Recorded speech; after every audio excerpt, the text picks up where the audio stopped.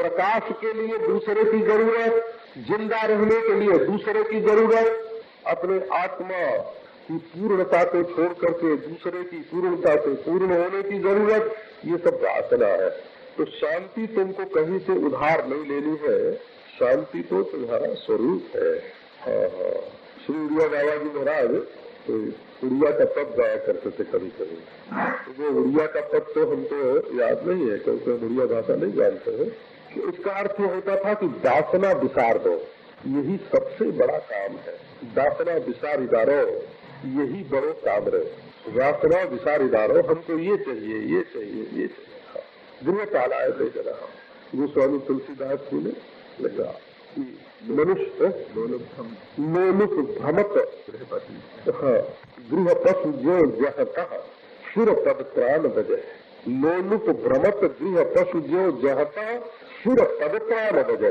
हाँ, जैसे गृह पशु माने कुत्ता, ये जहाँ तहाँ भटकता है, यहाँ खाने को मिलेगा, यहाँ हड्डी मिलेगी, यहाँ मांस मिलेगा, और बार बार उसके सिर पर जूते पड़ते थे। हाँ, तो कदपि अधम विचरत से ही मार्ग कबहू न लूट लगे। मनुष्य बारम्बार वासना के वशीभूत होकर के एक दास बस गई है। मैंने कभी कोई चीज खाई, कभी कोई चीज पी, कभी कोई चीज देखी, तो उसकी एक गंध दिल में बस गई, वासना बस गई। जो बस जाए सो वासना, जो बस जाए, है ना, जो दासित हो गए सोई वासना। जिसकी गंध अपने ज्ञान में जिस चीज की गंध फंस जाए उसका नाम वासना होता है। एक साधु के बारे में वर्णन आता है ज्ञान वैराग्य प्रकाश में। एक ज्ञान वैराग्य प्रकाश पहले छोटी सी पुस्तक निकलती थी, तो आपका तो हमको मालूम नहीं कि वो छपती है कि नहीं, मिलती है कि नहीं। ज्ञान वैराग्य प्रकाश उसका नाम। तो उसमें ये बात लिखी थी, एक दादाजी बड़े त्यागी वैरागी थे, वो घूमते थे चारों। एक दिन महाराज भिक्षा मांगते हुए किसी के घर गए, तो माता ने उनको कढ़ी भात भिक्षा में दी, कढ़ी और भात। अब वो कढ़ी इतनी अच्छी लगी बाबा जी को कि उस दिन तो भिक्षा लेते हुए निकल गया, लेकिन बारम्बार उसको याद आया। एक बरस तक उसने अपने मन को रोका, लेकिन वो कढ़ी का स्वाद भूला ही नहीं। तो एक बरस के बाद वो फिर उसी गांव पे आया और गया, तो माता ने फिर भिक्षा दी, और अब की कढ़ी तो नहीं थी, वो तो उस दिन कढ़ी बनी थी तो कढ़ी की भिक्षा दी, अब की कढ़ी नहीं थी। तो उसने कहा कि माता, हम तो तुम्हारे यहाँ कढ़ी खाने के लिए आए हैं, लेकिन तुम ये समझो कि हमारे साथ 2-3 साधु और हैं, तो तुम खुद कढ़ी बनाना। तो माता ने कहा अच्छा कल महाराज, कल पधारना।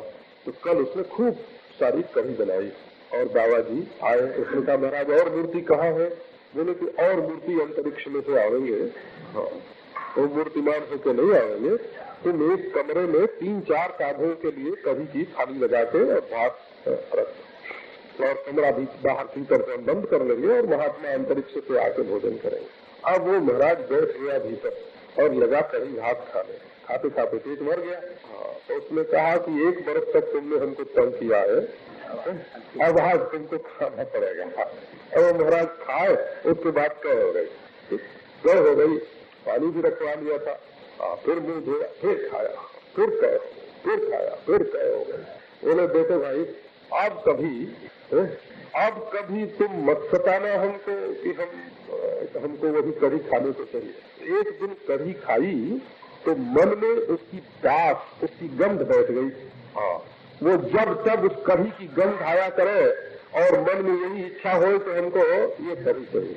एक महात्मा थे, तो महात्मा लोग जब आम की फसल आती है ना, आम की, जहाँ बढ़िया बढ़िया आम होता है, कोई हापुस खाने के लिए इधर को चलते हैं, लंगड़ा खाने के लिए बनारस को चलते हैं, कोई देहरादून की तरफ जाते हैं, कोई मुजफ्फरपुर की तरफ जाते हैं, जहाँ जहाँ अच्छा। तो एक महात्मा गंगा किनारे किनारे मुजफ्फरनगर की तरफ, मुजफ्फरपुर की तरफ बिहार में, हाँ, जा रहे थे। वहाँ कोई फल होगा। हाँ, एक देखो, एक क्या रास्ते में देखते हैं कि एक महात्मा आधा गंगा जी में पड़ा है और आधा किनारे है और मक्खी भिनभिना रही है। वो तो चुपचाप पड़ा है। उनका अरे तुम्हारे चेहरे पर मक्खी जो है बैठी हुई है, तुम लाते क्यों नहीं हो? तो उसने कहा हमारे तो मक्खी है और बाहर बैठे हैं, और तुम्हारे तो ये फल खाने की, आम खाने की, लीची खाने की जो वासना है वो तुम्हारे कलेजे को काट रही है और तुम भागे जा रहे हो। तो हमको बाहर बाहर मक्खी भले दो मिलाने दो, हम नहीं है तुम्हारे तरीके सुंदर, तो क्या हुआ? तुम्हारे तो कलेजे में मक्खी बैठी है, दुर्गंध बैठी है, वासना बैठी है, वो तुमको सता रही है। हमारे बाहर की मक्खी की क्या बात है, रही तो रही, गई तो गई। तो ये जो वासना है मन में, यही दुख देती है। मनुष्य जितना भटकता है, कहीं मुंबई के किसी चौराहे पर बैठ जाओ, 1 मिनट में कभी कभी 100 गाड़ी निकल जाते हैं। ऐसे चौराहे होते हैं जहाँ एक एक मिनट में 100 मोटरें निकल जाते हैं। अनजान आदमी कोई देहात का आवे तो यही समझेगा कि कहीं आग लगी है, ये सब लोग बुझाने के लिए जा रहे हैं। लेकिन वो आग कहीं बाहर नहीं लगी है और उसको बुझाने के लिए नहीं जाते हैं। उनके दिल में जो वासना की आग है ना, उसी के वशवर्ती हो करके, उसी के अधीन हो करके इधर उधर भटक रहे हैं। एक देश दूसरे देश से लड़ाई क्यों करता है? एक प्रांत दूसरे प्रांत से लड़ाई क्यों करता है? एक संप्रदाय दूसरे को नीचा क्यों दिखाता है? स्त्री पुरुष में लड़ाई क्यों होती है? भाई भाई में लड़ाई क्यों होती है? तो यही जो वासना राक्षसी है, ये दिल में बैठ करके मनुष्य को मनुष्य नहीं रहने देते। तो जिसके हृदय में वासना जितनी कम होती है, उसको उतनी शांति मिलती है। अच्छा, आप दिन भर में घंटे भर के लिए, आधे घंटे के लिए सारी वासनाओं को निकाल करके अलग रख दीजिए और शांति से बैठ जाइए। देखिए आपके अंदर सब आवेगा। हो, आप लोगों ने कभी साधुओं के बारे में सुना होगा, ऐसे अनेक साधुओं के चमत्कार सुनने में आते हैं कि उनको खूब बुखार आया हुआ है, तो दूसरा महात्मा मिलने आ गया तो उन्होंने अपने बुखार को कंबल में डाल दिया। अब कंबल कांप रहा है और वो बैठ के हंस रहे हैं मस्ती से। तो आजकल तो विश्वास नहीं करेंगे ना 20वीं शताब्दी के लोग। ये तो जब ये बात रूस से आएगी तब विश्वास करेंगे, या अमेरिका से आएगी तब विश्वास करेंगे। अभी हमने एक दिन पत्रिका में पढ़ा कि अमेरिका में केवल ये गत वर्ष जो सन जो बीता है ना, अभी ये 67 15 अरब रुपए की चोरी ऐसी पकड़ी गई है, जिसमें पढ़े लिखे लोग जो चीज को खरीद सकते थे, दुकान में गए और वहाँ उन्होंने चोरी की। उनके पास पैसे थे। 37,000 रुपए की कोट पहने हुए एक महिला गई दुकान में और वहाँ 20 रुपए की चीज उन्होंने चुरा ली। आप समझते हैं कि ज्यादा पढ़ने लिखने से और ज्यादा धन हो जाने से मनुष्य संत हो जाएगा, सत्पुरुष हो जाएगा? वो पढ़े लिखे लोग महाराज, वो धनी लोग, उनके चित्त में शांति नहीं है। शांति होती तो 20 रुपए की चोरी क्यों करते, 4 रुपए की चोरी क्यों करते, 2 आने की चोरी क्यों करते? ये हम देखते हैं ना, बम्बई के सेठ लोग जाते हैं मथुरा के स्टेशन पर या वृंदावन के तांगे के अड्डे पर, जब 2 आने के लिए तांगे वालों से लड़ते हैं, पुलियों से लड़ते हैं, खुद तो महाराज लाखों रुपए की बेईमानी कर ले तो उनको वो नहीं काटती है। और तांगे वाले अगर 2 आने ज्यादा लेना चाहते हो तो उनको कितना कष्ट होता है। तो ये सब दुख की सृष्टि कहाँ से हुई है, इस पर आप विचारो। ये ईश्वर ने ये दुख नहीं बनाया है। ईश्वर ने बिल्कुल अपने हाथ से ये दुख नहीं गढ़ा है। प्रकृति में नहीं गढ़ा है, हो माया में नहीं गढ़ा है, पंचभूत में नहीं गढ़ा है, तुम्हारे शरीर में नहीं गढ़ा है, तुम्हारी आत्मा में नहीं गढ़ा है। ये तुम्हारी वासना जो है, तुम्हारी वासना ही ये दुख गढ़ती है। दुख की उत्पत्ति वासना से होती है। ईश्वर सृष्टि नहीं है, ये जीव सृष्टि है, जीव सृष्टि। ये प्राकृतिक सृष्टि नहीं है, ये संबंध सृष्टि है, ममता की सृष्टि है, ममता की। तो संसार में जितने दुख होते हैं वो वासना से होते हैं। वासना छोड़ के थोड़ी देर बैठ जाओ। अच्छा, 5 मिनट के लिए अपने को वासना से मुक्त करो तो क्या हर्ज है। और आप तिजोरी अपनी अच्छी तरह से बंद कर लो, है ना, और चाबी को अपने नीचे दबा के बैठो, कोई उठा के नहीं ले जाएगा, है ना। दही खाता अपना ठीक रख लो, और बिना खाए न बैठ सको तो थोड़ा खा भी लो। और स्त्री पुत्र के बारे में बिल्कुल निश्चिंत होकर 10 मिनट ऐसे बैठो कि तुम्हारे मन में कोई वासना न आए, कोई वासना ही न उठे। तो इसको बोलेंगे शांति। ये जो शांति है, इसमें शक्ति आती है, शक्ति। और विवेक आता है। मान शांति में हमारे अंदर दो शक्तियों का जागरण होता है, एक तो अपने मन को रोकने की शक्ति और दूसरे सूक्ष्म वस्तु को समझने की शक्ति। ये शांति में से प्रज्ञा शक्ति, प्रज्ञा शक्ति माने विवेक, और निरोध शक्ति अपनी वासनाओं को रोकने की शक्ति। इन दोनों का जन्म कहाँ से होता है? तो इन दोनों का जन्म सम से होता है। अब शांति के बाद, शांति के बारे में एक आध बात और ध्यान देने लायक है। वो क्या है कि बोले भाई ऐसे तो गुस्सा हमको नहीं आता है महाराज, ऐसे तो हम बड़ा ही शांत रहते हैं, लेकिन जब कोई अन्याय करता है तब गुस्सा आता है। तो गुस्सा करने में सामने वाले मनुष्य का अन्याय कारण है। अच्छा, अन्याय तो आया उसमें और गुस्सा आया तुम में, इसमें कहाँ कार्य कारण भाव है? गुस्सा तुम्हारे दिल में गुस्से का बीज था, वहां से अंकुरित हुआ, कि दूसरे के दिल में गुस्से का बीज था, वहां से तुम्हारे दिल में अंकुरित हुआ? बीज था दूसरे खेत में और अंकुर होगा दूसरे खेत में, ऐसा हुआ क्या? ऐसा होना कभी शक्य है? दूसरे गमले में बीज बोए और दूसरे गमले में फूल उगे, ऐसा होगा? ऐसा तो नहीं होगा। तो असल में गुस्से का बीज तो तुम्हारे ही दिल में था, बाहर नहीं था। माने तुमने ऐसी ऐसी मान्यताएं बना रखी है कि ऐसा हो तो बुरा, ऐसा हो तो बुरा, ऐसा हो तो बुरा, ये सब मान्यताएं तुम्हारे अंतःकरण में रहती है। और ऐसा हो तो अच्छा, ऐसा हो तो अच्छा, ऐसा हो तो अच्छा, इन सब का बीज तुम्हारे अंतःकरण में रहता है। तो असल में गुण दोष का बीज अपने अंतःकरण में रहता है, वहीं से उसका उदय होता है। तो जब वासना मिटेगी तो शांति आएगी। तो एक बात आपको सुना कि अन्याय न करने पर या कोई गलत काम दुनिया में न करे तब तो किसी को गुस्सा नहीं आएगा।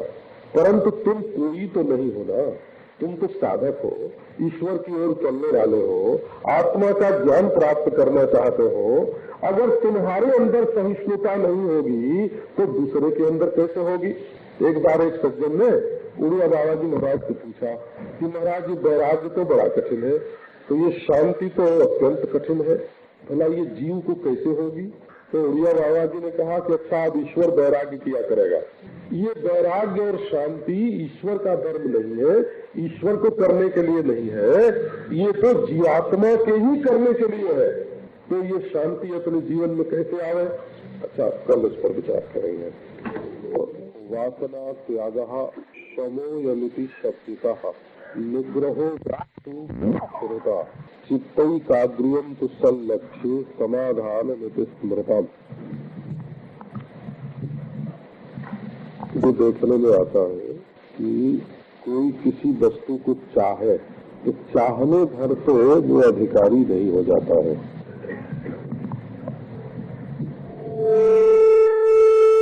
क्योंकि हो और हलवा पूरी खाना चाहे तो हलवा पूरी खाना तो चाहता है, इच्छा तो है उसके मन में,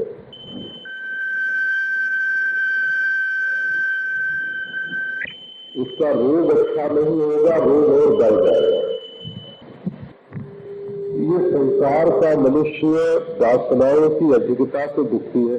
इसके रोग का मूल कारण निदान यही है कि अपने जीवन निर्वाह से संतुष्ट नहीं है, ये वासनाओं की पूर्ति चाहता है।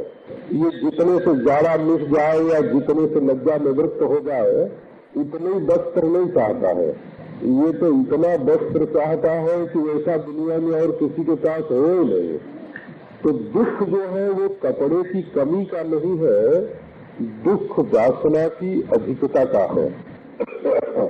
देखो, घर में रोटी दाल के लिए दुख कम होता होगा, रोटी दाल तो रोज मिलती है, लेकिन जब अपने मन का भोजन नहीं मिलता तब दुख की सृष्टि हो जाती है। शायद हमारे मन का क्यों नहीं बनाया। एक सेठ के घर में हम लोग गए रह रहे थे तो 15 रसोइये उनके घर में थे। आदमी भी 20-25 तो ही खाने वाले, पर रसोइये 15 थे। तो मैंने पूछा कि इतने रसोइये क्यों रखते हैं? तो बोले कि एक लड़का सवेरे उठ के कहता है उड़द की दाल खाएंगे, दूसरा कहता है अरहर की खाएंगे, तीसरा कहता है मूंग की खाएंगे, और जिसके मन की न बने वही लड़ने लगता है। तो देखो ये लड़ाई खाने के लिए थोड़ी है, ये लड़ाई वासना के लिए है। तो हमको ऐसा चाहिए, ऐसा चाहिए, ऐसा चाहिए, ये जो मन में वासना है वो संसारियों को तो शोभा देती है। वो भले वासना करें और उनको भोग करें और उनके लिए जूझे, लेकिन जिसको ईश्वर की ओर चलना है वो अगर वासना पूर्ति के मार्ग में जाएगा तो भटक जाएगा। तो आप अपने बारे में एक जांच पड़ताल करें कि आप खुश कब होते हैं।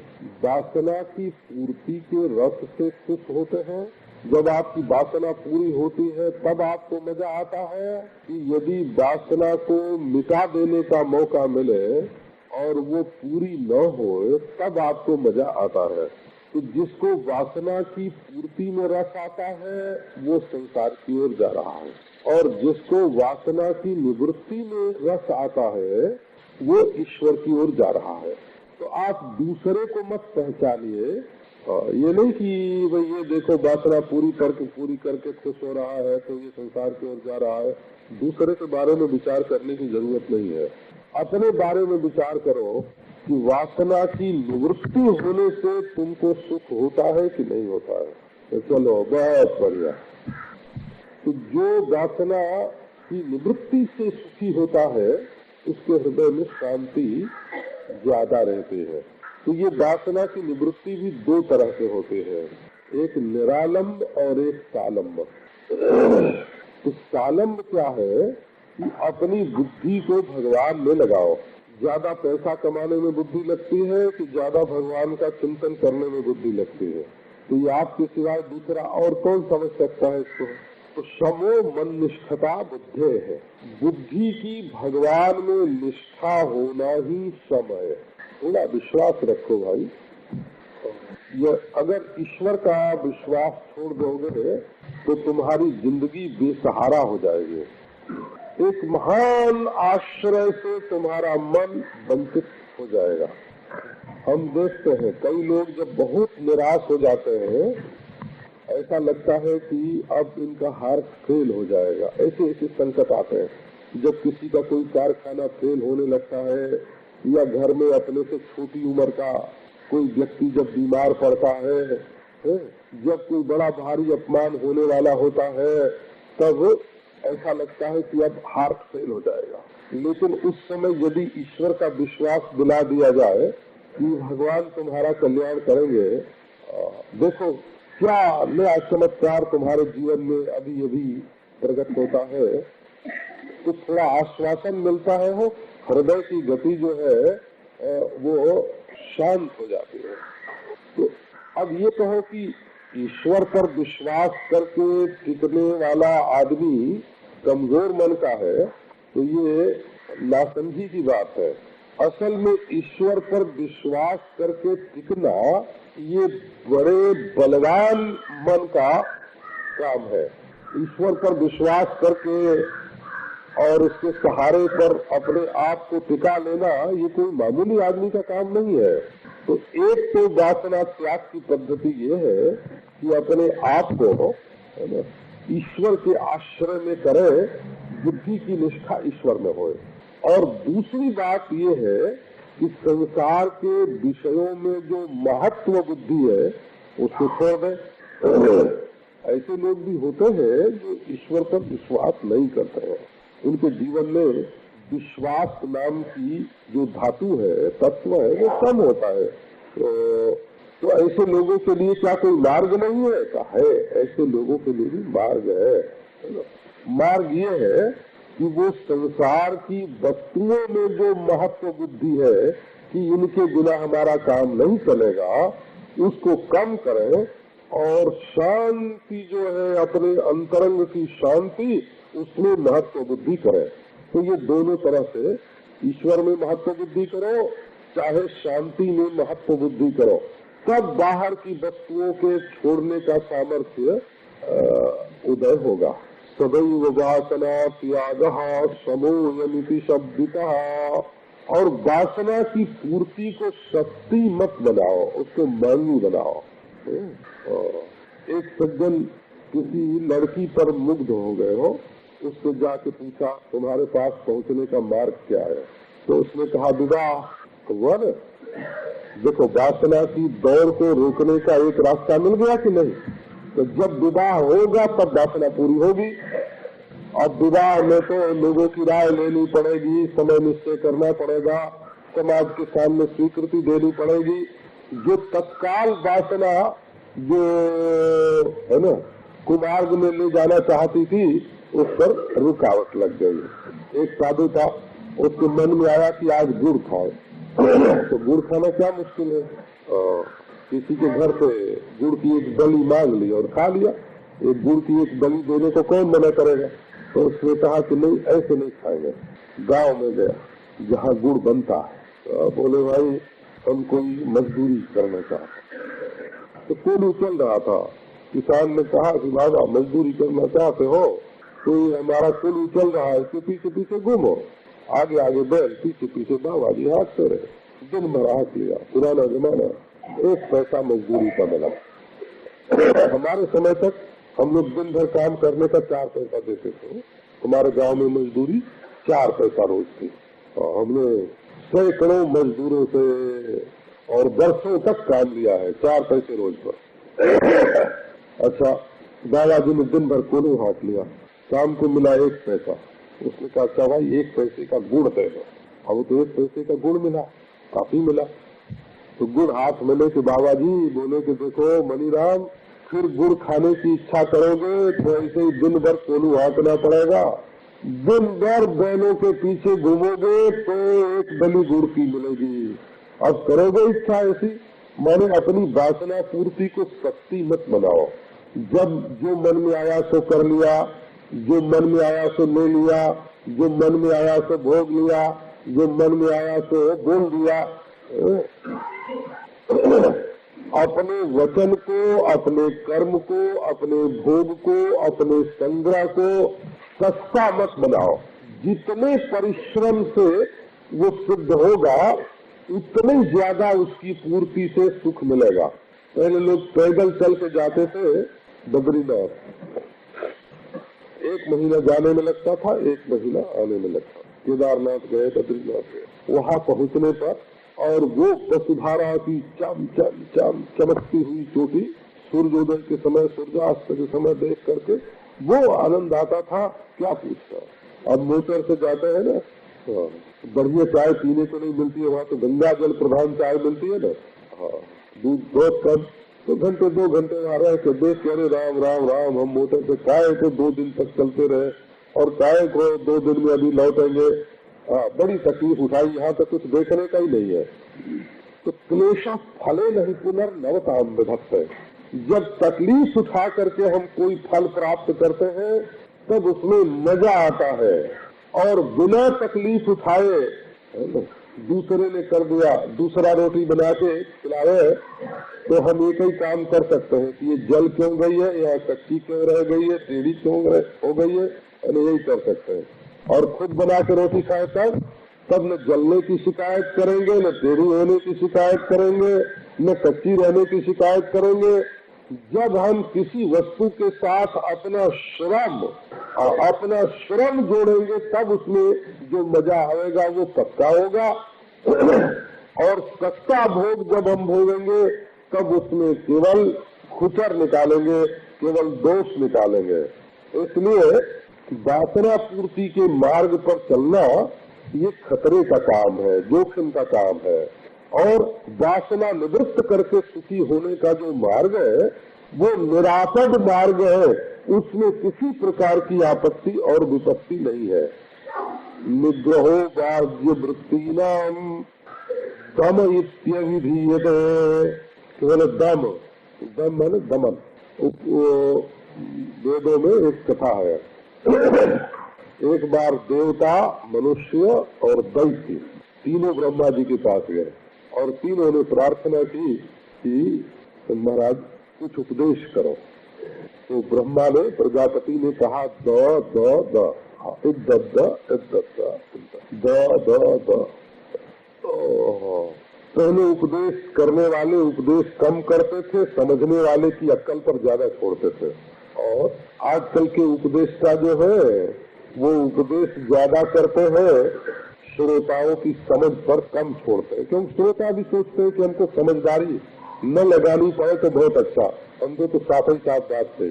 ब्रह्मा ने द कहने के बाद पूछा क्यों भाई समझ गए? तो तीनों बोले हाँ समझ गए। तो दैत्यों से पूछा क्या समझे? तो बोले आपने द कहा ना, कहा द कहा, तो हमने समझा दयाध्वाम, दया करो दया करो। क्योंकि दैत्य के जीवन में द्वेष, क्रोध, हिंसा, द्रोह, क्रूरता, नृशंसता बहुत अधिक होती है।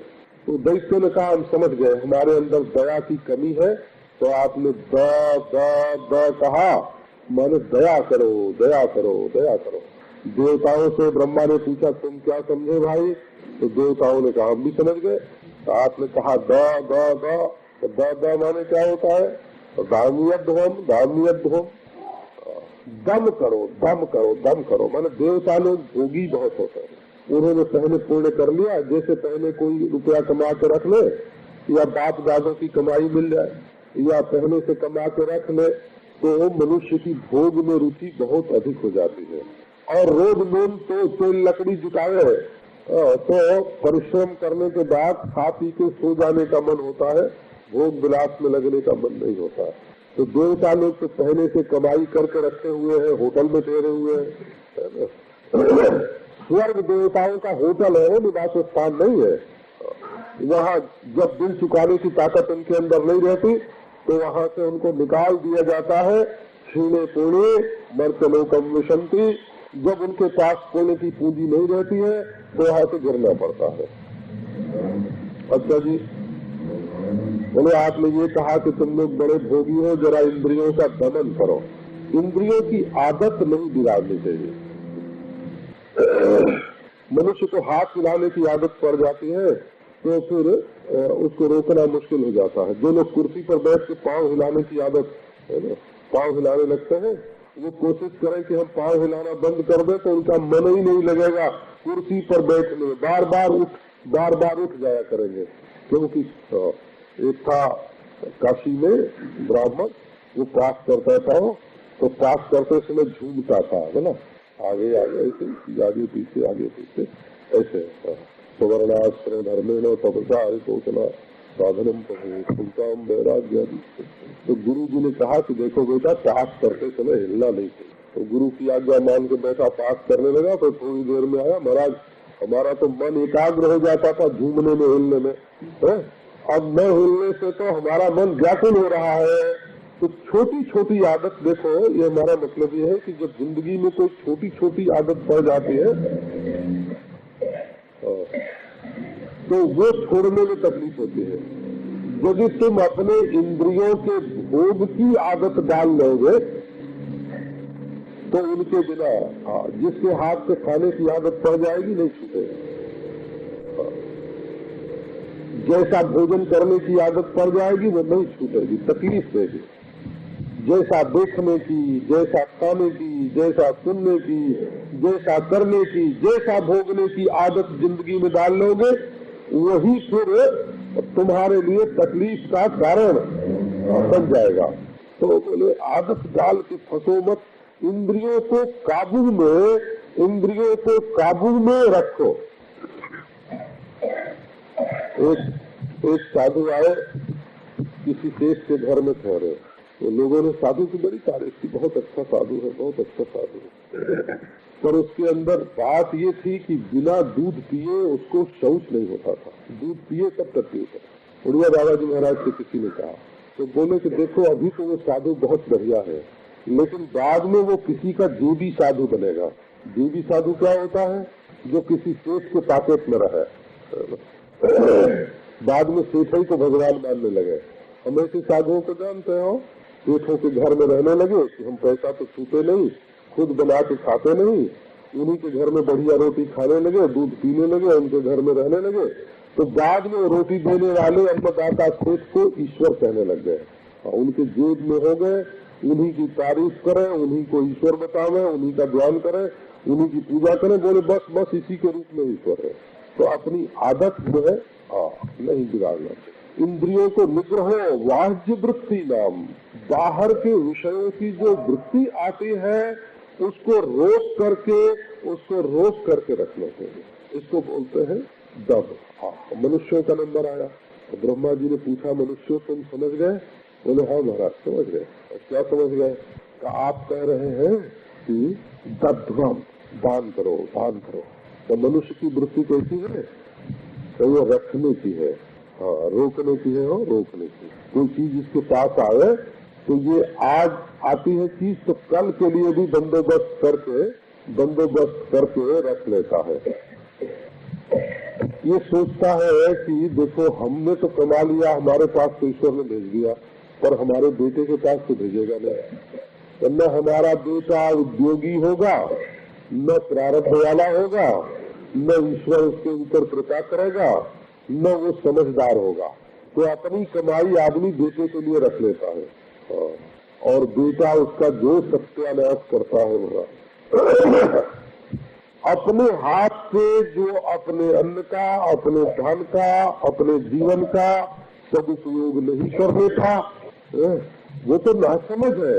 एक बार की बात है, एक सज्जन को कोई गुप्त बात मालूम थी। अब उनके दिल में खुजली उठे, किसी से बताए बिना रहा न जाए, तो एक को बताया। उन्होंने बता के बोले कि देखो मैंने तो तुमको बता दिया, लेकिन तुम किसी को मत बताना। तो उसने कहा कि भले मानुष जो चीज तुम्हारे छिपाए तुमसे नहीं छिपी, अब उसके बारे में हमसे क्या उम्मीद करते हैं कि हम छिपा के रखेंगे? तो जो चीज हम खुद बोल देते हैं अपने मुंह से, उसके बारे में दूसरे से छिपाने की उम्मीद रखते हैं। तो ये जैसे गलत है ना। तो हमसे जिस धन का सदुपयोग नहीं हुआ उसका सदुपयोग हमारा बेटा करेगा, ये उम्मीद बिल्कुल गलत है। तो अपनी इंद्रियों को काबू में रखना चाहिए, उनकी आदत नहीं बिगड़नी चाहिए। बाह्य वृत्तियों के निग्रह का नाम दम है। एक आदमी ने अपने जीवन में चोरी की आदत डाल दी, बाद में उसको वैराग्य हुआ, वैराग्य होने पर साधु हो गया। अब साधु होने पर रात को सब साधु तो सो जाए, उसको तो सोने की आदत ही नहीं थी, महाराज जागे, और जागे तो उसका हाथ खुजला, उसका मन खुजला, क्या यार कुछ किया नहीं। तो उठ के रात को उनका कमंडल उनके पास, उनका दंड उनके पास, ऐसे साधु सवेरे और झगड़ा। एक दिन लोगों ने पकड़ा, बोले क्या करें भाई, आदत पड़ी हुई है हमेशा से, तो अब चोरी करके मैं कुछ लेता नहीं हूँ, इनका वहाँ ऐसे कर देता हूँ। तो चोरी की आदत पड़ गई जीवन में। तो जो अपने जीवन की आदतों को स्वयं नहीं सुधारेगा, अब दूसरा थोड़ी सुधारेगा उसको। विषयी परावृत्ति ही परमो परतिर्हिता सहनम सर्व दुखानम प्रतीक्षा का शुभामता। तो यदि ईश्वर का ज्ञान प्राप्त करना है, सत्य का ज्ञान प्राप्त करना है, परमार्थ को प्राप्त करना है, तो ये तो वासनाओं का गुलाम नहीं बनना चाहिए, और दूसरे अपने वृत्तियों को बाहरी चीजों में नहीं फंसने देना चाहिए, और तीसरे जो बहुत काम करने का अभ्यास है ना, विषयी परावृत्ति ही, अपनी इंद्रियां बारंबार विषयों में जाती है, अपना मन बारंबार विषयों में जाता है, कोई न कोई काम धंधा करने का ख्याल बना रहता है। तो असल में बाह्य वस्तु और बाह्य व्यापार, इन दोनों से मन को लौटाकर यदि अपने आत्मा में स्थिर नहीं करेंगे तो अपने आत्मा का ज्ञान कैसे होगा, परमात्मा का ज्ञान कैसे होगा। अब बोले एक बात और है, इसको उपरति बोलते हैं। उपरति माने उपरामता। हमारे एक महात्मा थे, वो ऐसे बोलते थे, आराम चाहते हो तो राम से प्रेम करो। आराम कब आएगा? जब राम मिलेगा। और राम कैसे मिलेगा? तो जब उपराम से प्रेम करोगे। राम का छोटा भाई उपराम है, जैसे सभापति उपसभापति होता है ना, ऐसे राम का छोटा भाई उपराम है।